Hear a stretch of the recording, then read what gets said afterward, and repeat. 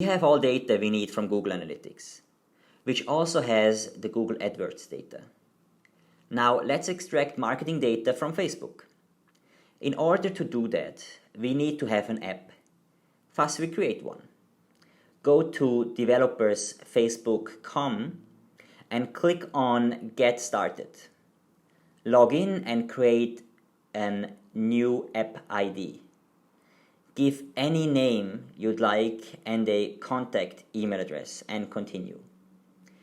Now go to the tool section of the developers platform and get a user access token for your app.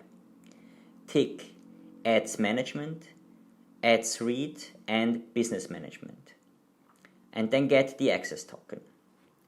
Verify your identity and now you have an access token.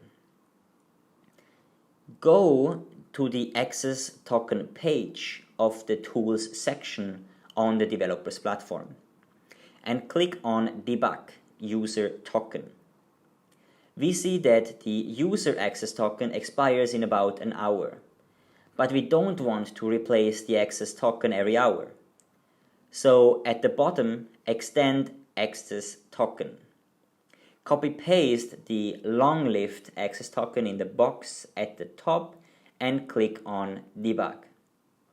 Now the access token is valid for about 2 months. Thus, you need to update your access token every 2 months. At the time of recording this tutorial, this is the only way to have a longer-lived access token. Let's get our Facebook API template from GitHub. Go to the Python SDK ads page and then to examples. Open readobjects.py and copy-paste the code into the Visual Studio Code. Save it under some name.